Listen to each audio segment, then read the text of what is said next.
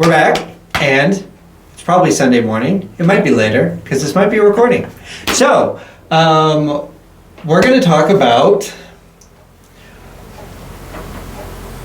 when you die. What happens when you die? Right. So, okay, so no, this is the thing. So the reason we're going to talk about this is, so we've been preparing for your Messages from Heaven. Yes. That's coming up in the end of October. Yes. And you done it at the Holly Hotel for a little while, and then you've done it in some other places. There. Seance, yes, yeah, that's Seance for those. And so we were getting ready for the one that's coming up, and I was thinking, that would be so interesting, because I think most people, like just the simple fact of hearing from someone on the other side, just messages from them, that's pretty mind-blowing. But the idea of how do you get those messages and the stuff that goes with it, and I think people would find that interesting. So yeah, and it is one of the most special events to me, I think, in a heart-centered way. And I see. And like the meaning of it really touches me a lot. And it's interesting because when we've done this before at the Holly Hotel, you've assisted me sometimes as part of that. I've had several people over the years that have been an assistant with me in that event. And I do hope that we return there again. There's some construction going on right now. Last year, though, we did this up in Petoskey. Last couple years, I think we might have done it in Petoskey. I'm not sure right now. Okay. But I think it was one. But anyway, this year, we actually decided to do it at our own center. And I like the way you touched on Messages from Heaven as the name of it, because it really is, that's what I feel like I'm pulling into, is that my goal with this isn't to create something really spooky or scary or which is kind of, that's where the seance idea, I mean, it's, so All Hallows Eve, you talk about the veil thinning during that time frame, right? I mean, that makes it easier. And I think most people... Makes it easier for the ghost to reach us, and also for us to hear the ghost. Right. And people are thinking about things like that, because, you know, there's like Halloween trick-or-treating, and the skulls, and the ghosts, and all this stuff. And people go, oh yeah, no, it's so good. And then they think of, but then I think they, especially in today's society, they've sort of blended it with horror movies and scary things and the seances and like evil witches. Yeah. And it's like, and so if you pull back from that, I mean, but that the ability to talk to them, people call it a seance, but that they used to just make it a big thing. But now they're just messages, right? I mean, that is a seance. It's truly all it is. It's messages from heaven. It's an event where we can reach beyond just the veil of the visible world that we are in and be able to connect with those loved ones that we have that are on the other side, because life doesn't stop just because our bodies stop here. And I sometimes forget that not everyone knows what's happening on the other side. It's something that I've been blessed with as a gift since I was a wee little one, and it passes down through the women in the family line. And it's just a way of life for me. I don't see a lot of separation between who we are and a physical vessel here. To me, if anything, that can be a little heavy and a little awkward. And yet on the other side, we continue our journey of learning and growing and interacting. Now, one of the things I know, because you've helped people. I know that when they've passed, you've been there to help them, and you help their spirit actually make sure that they find the light. Is that okay? They find the light, and they go where they're going to go. And so, can you think of any an idea of one of the times you saw that happen, where there was something interesting that like? Sure, yeah, probably several. It is always such a beautiful experience. I think that's something that sometimes people are afraid of. We had that happen just recently, actually, with somebody that came into our center, and I was doing a healing technique with this person. Actually, some of my students were around to observe it as well, which was a really nice, interesting thing for them to be able to witness. And I think it really helps. Oh, I know what you're talking about, and not just witness, but feel her energy. Because I happened to be there, and it was a palpable thing that was interacting with all of us, and it was very interesting. So yes, so please keep. Yes, exactly. And later we should get to why do sometimes ghosts get stuck here. Yeah. But let's talk about this first, Yeah. because it was so interesting, and it is definitely not something to be feared when it's approached with love.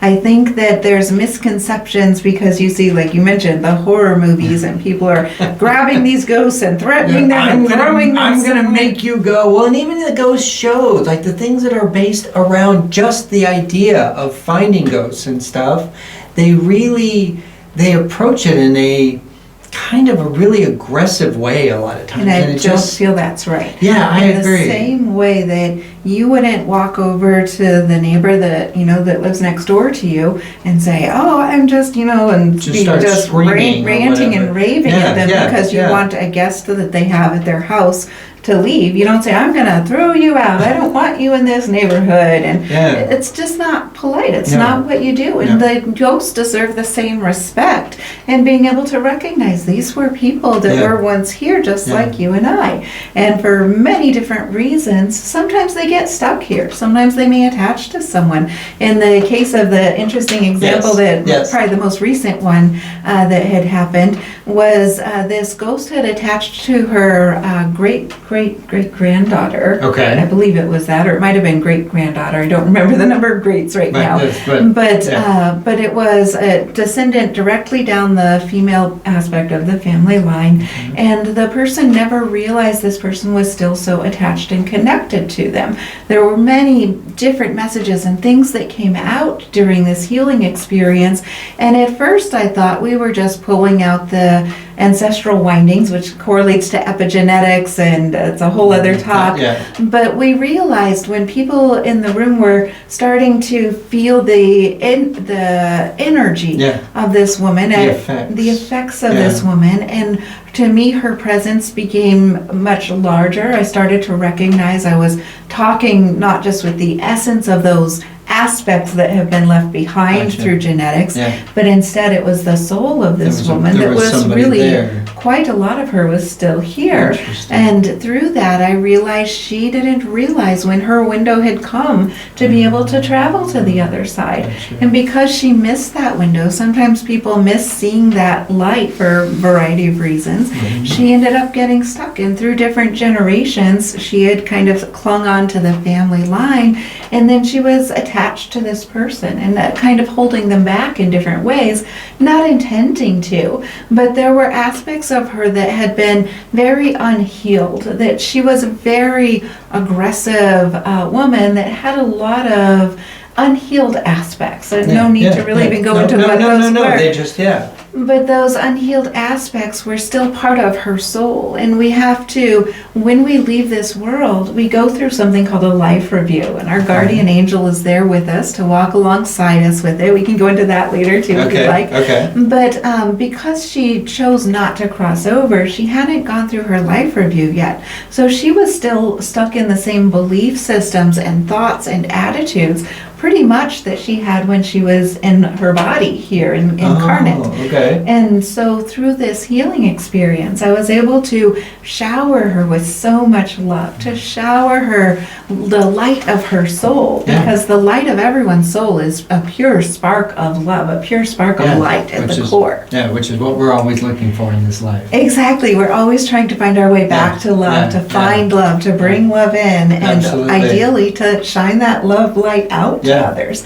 And so by getting her back in touch with seeing that, by showing her love, and then the other people in the room started also letting her know that she is loved. And she felt that for the first time. And then through that experience, I was able to open an energy. Don't want to go to too much details here, but I was able to help her cross over. And it was a very gentle and a very beautiful thing.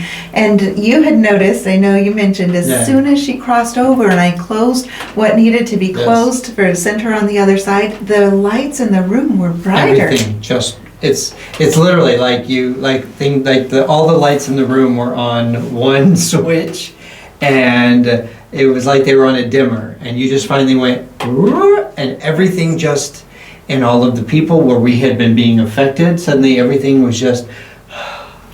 Yes. and calm and quiet. Yeah, that was it was very intense and very amazing. Yeah. It was very cool. Yeah. And in the room we were doing this, there's no light from windows that was coming into effect. It literally, just the everyone light noticed of the room. Yep. the energy felt lighter. In the same way that you can walk into a room and you can feel, ooh, something doesn't feel right here, or something feels really amazing here. Yeah. Just in an instant, the energy lightened up, the room got brighter, and she is at peace. And I love what happened the next day. So she let me know that her sister, my client's sister, who is also very intuitive in a lot of ways, she said that she had no idea any of us had done this, didn't know this was going on with her relative, and she called her sister the next day, the one that had the procedure done, and said, I just wanted to let you know, great grandma came and visited me last night, and she wanted me to know, and she wanted me to tell you that she never knew that she was loved before. She didn't know that you and I loved her. It was actually their grandmother. It was their grandmother. That's right. And she didn't know that you and I loved her, and that she was really thankful for that. And she crossed over. And she knows that now, though. She knows that now, and she said that she was complete. She crossed over, and she could feel that sense of completion from someone that didn't even know this was going on. Had no knowledge of the information. There's been so many amazing experiences with that over the years. So now let's back up a little bit. So if we're talking about the messages from heaven, so when you do messages, it's not like that, right? Crossing over a spirit is not normally what happens. All right.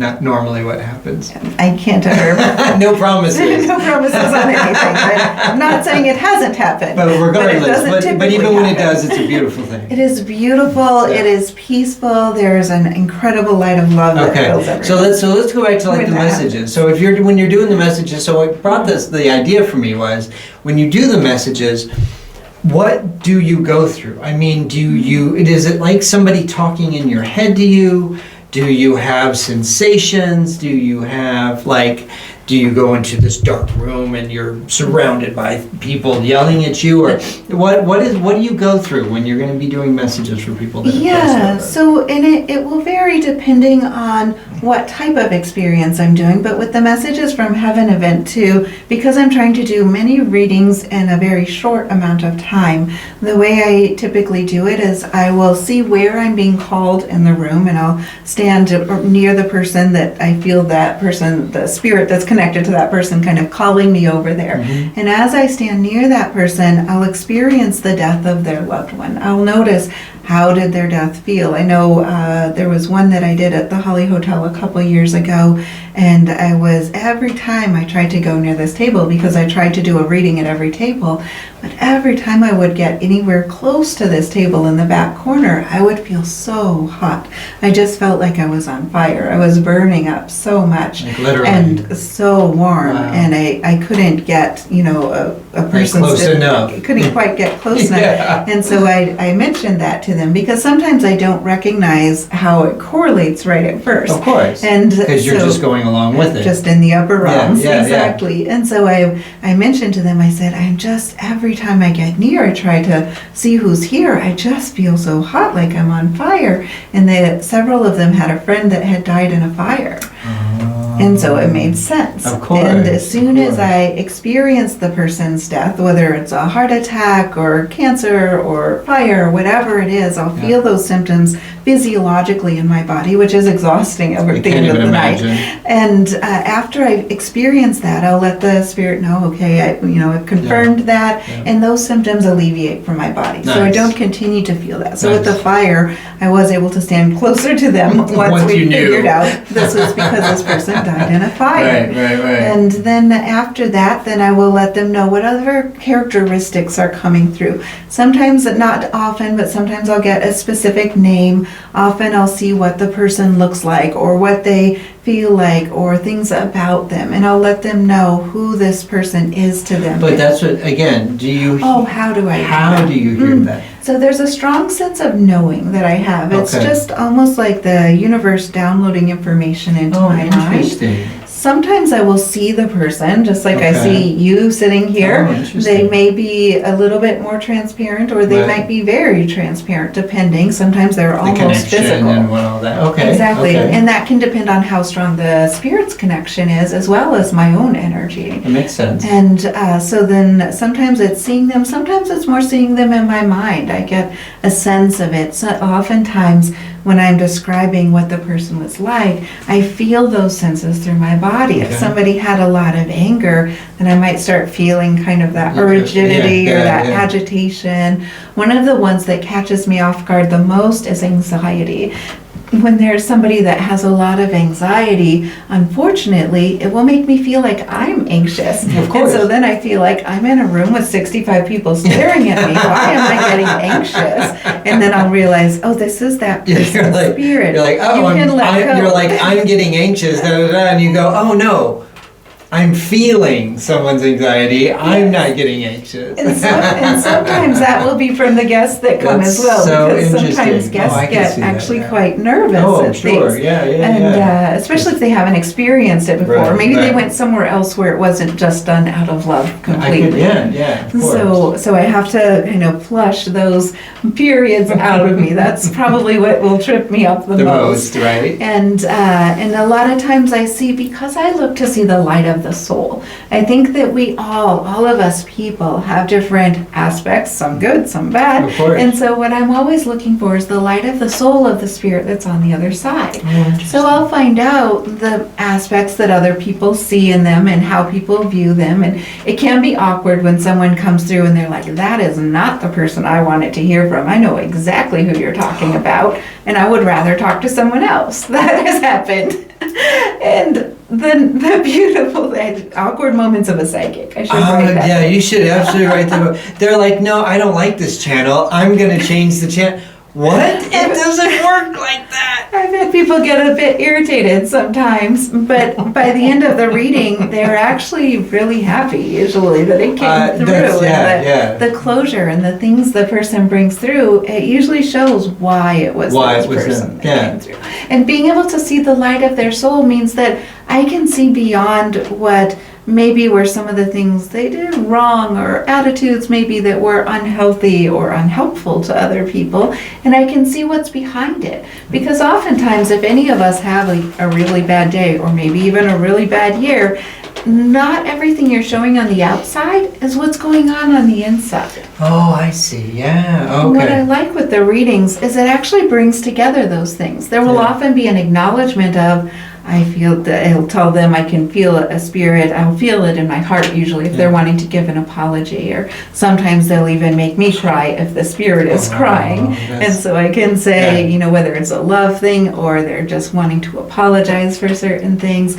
And so it brings in not only that apology or the closure, the clarity that the person needs, but also this sense of love and being able to realize, now I feel like I see where you really were. Nice. Sometimes there will be a parent that had been really hard on their child, never told their son that they cared about them, never told their son that they were proud of them. They just do better, do more, do better. And then that father dies of a heart attack and didn't realize he was never going to have that opportunity. To go, I'm so proud of what you've done, or And they often don't even realize until they go to the life review that the son didn't realize that. Yeah, they were like, well, I I wouldn't pushed you because I knew you could do better. Because I love you.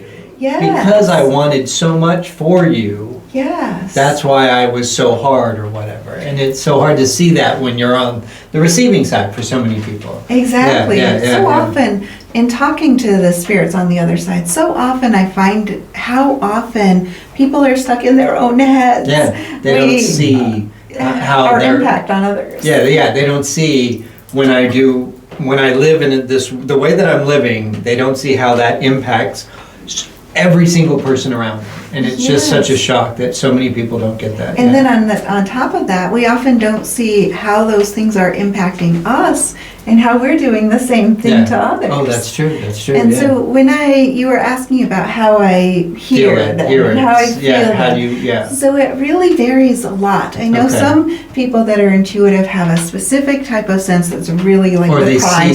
see. Yeah. Or they see specific pictures. I've heard like. Yeah, that makes it really easy. If Well, someone yeah. brings in a picture, I But, can tell yeah, you you're like, so oh much yeah, so ding, fast. ding, ding, ding, ding, ding, ding, yeah, right? Wouldn't that be Yes, nice? yes. And sometimes what I'll do in my private readings is I'll have people bring in a picture but not show it to me so I can have my hands on Oh, it. you mean someone brings a physical picture to you? I meant like the ghost give you a picture in your. That's what I meant. I'm sorry. I was. That too. Yeah, yeah. But so if somebody Yes. brings you A something. physical item, or whether it's a picture or something that the person had, something that Really? they touched So you- a lot, that- jewelry, I'm trying to think of what that's called. psychometry. Psychometry. Yes. Yes. Yeah. That makes it so easy. Oh, So interesting. I often am exhausted after messages from heaven Of night. course I you are, might be yes. kind of riding a wave right after at For a first little and then while, just yeah. crash and sleep so much the next day. But that's because each of these, I'm not having people tell me who they want to hear from. I'm not having them, a single individual come Right, up. I'm of course. reading the room. I'm seeing what Whatever. spirit brings me Right. there, and I want to be able to tell the person all the things I can before they say anything Yeah, of yeah, confirmation. yeah, A lot of yeah. times in my readings, I find I will ask several questions and I'll answer.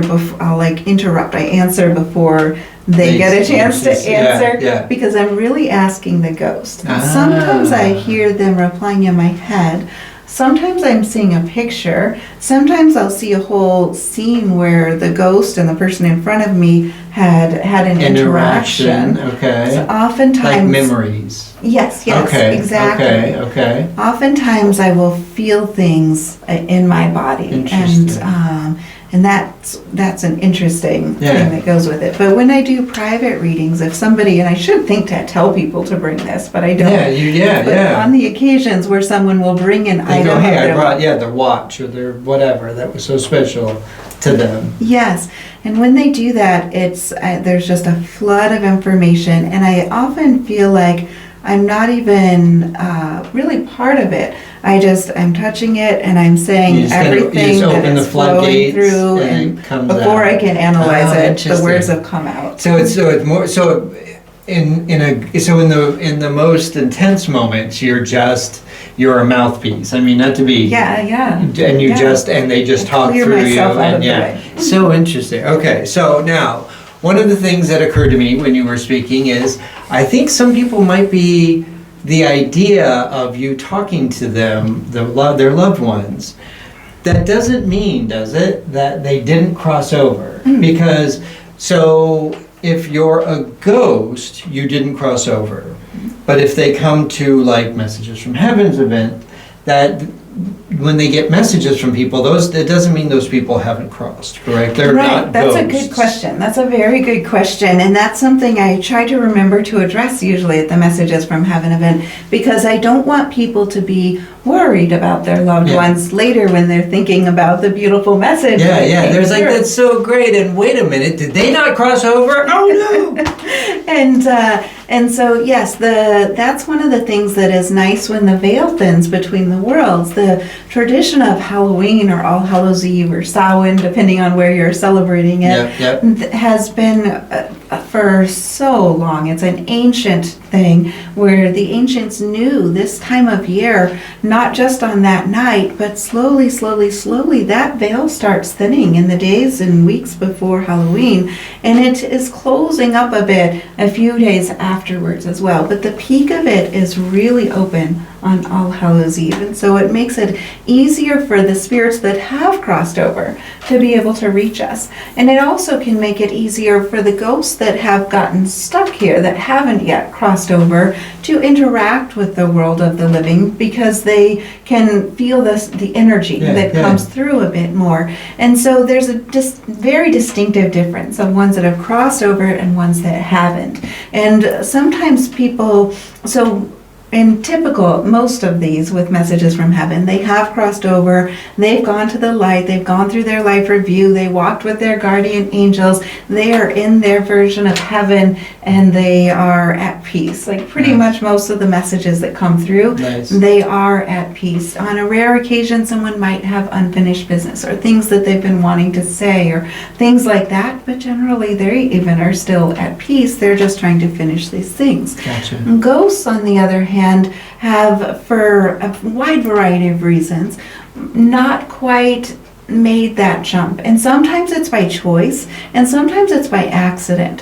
When someone dies very suddenly, or maybe a car accident, they might not realize that they're dead, and they might not recognize that bright light, the white light that opens up, that's beckoning them, hey, come over here, come over here, we're ready. And instead they are looking at their body on the ground and thinking, this doesn't feel right, I've got to get home. And then the longer they wait before crossing over, the harder it is to find that light again. That light is there for a while. We have a guardian angel that comes into us as we enter this world, is with us through our whole life, and is there to help guide you as you cross over. Comes to us, you said in us. With us into this life. Okay. So they're with us through this life, and they go with us when we cross over. Nice. However, there is somewhat of a window of that time after the carnate body is no longer here.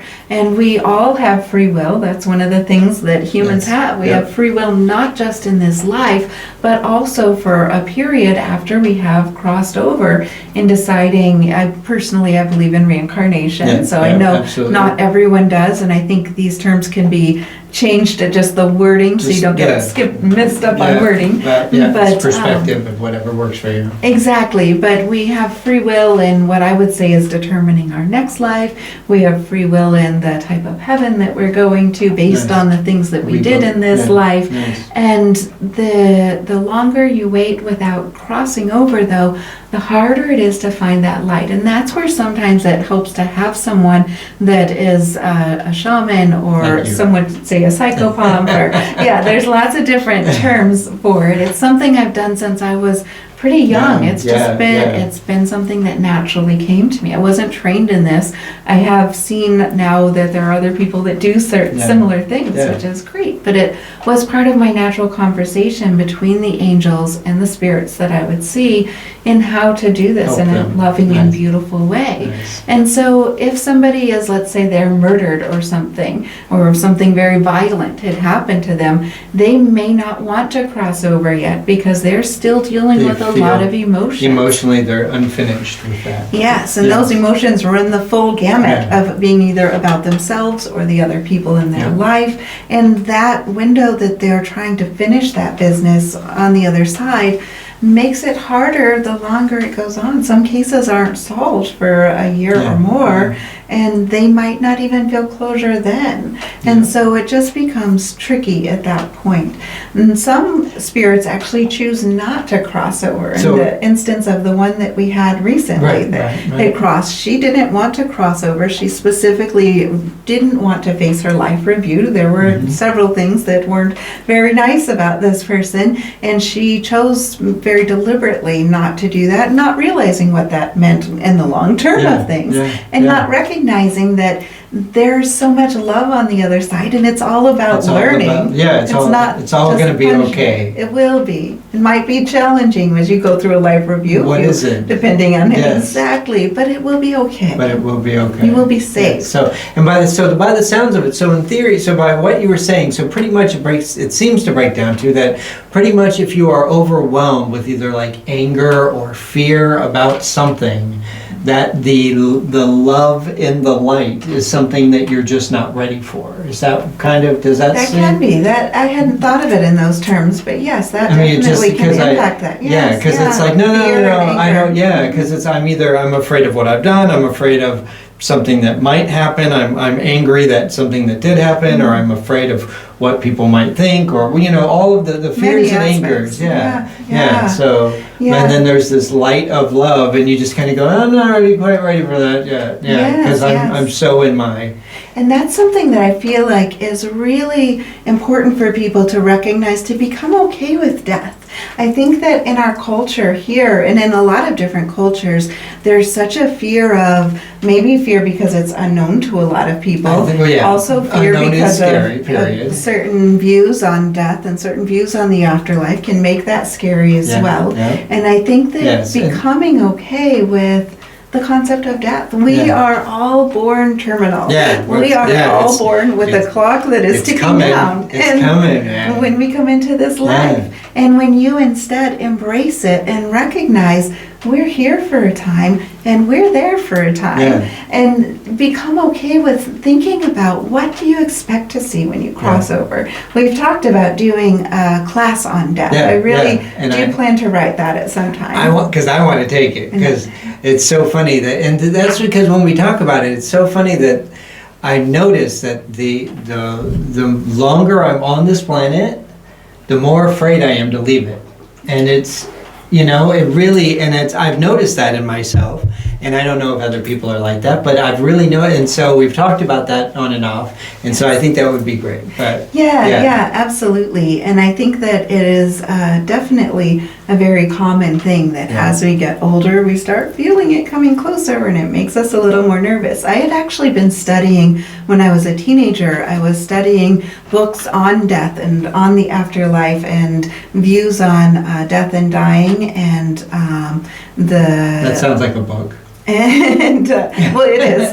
Views on that death and is dying. true. Yeah, Okay. yeah. And from different types of philosophies Okay. about this experience Yeah. and how to view it. And I really think that becoming okay with that, and I think that's something that is a fortunate aspect for some when they are diagnosed with a terminal disease is very hard. Of course, that part's not fortunate, but when you're diagnosed with a terminal disease, if you have an amount of time that you're given to be able to come to terms with it, it's fascinating to watch the process in people as they recognize and start kind of doing that review. What is my life meant? Where am I at? What last things do I want to do? Yeah. What do I think about what's on the other side?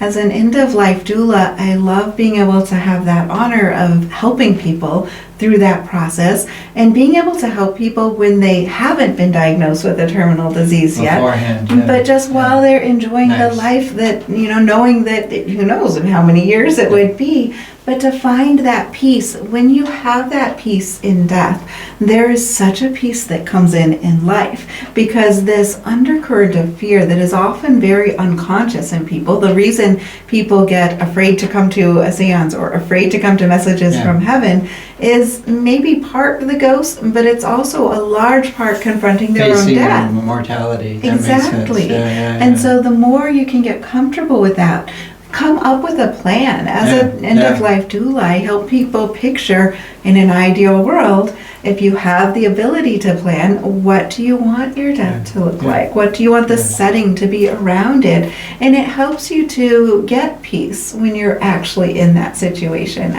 It sounds really odd, but I truly love being able to be there to help people during that transition. Simply to sit in the room and to be a column of peace, a column of light, both for the person that's transitioning as well as whoever else is there. It can make it where it shifts from this energy of fear in the room to an energy of peace and an energy of love and a beautiful experience. Nice. Well, I have to say, I'm pretty sure there's people are going to have a lot of questions, and so maybe we'll do this again next week. If you have questions about this, go back, watch it again, write them down. What do you know, the ideas that you have, the questions you want answered, put them in the comments below. If we have enough of them, we'll put them together, and we'll come back and we'll do this again next week. Okay? Yeah, that would be fun. So please hit the like button. If you haven't subscribed, go to our website, earthandskyscenter.com, and we will see you next week. Absolutely. If you're interested in the Messages from Heaven event, you can definitely check out all of the things going on our website. And that's on as our well. website, absolutely. Have a great week, everyone. See you next week.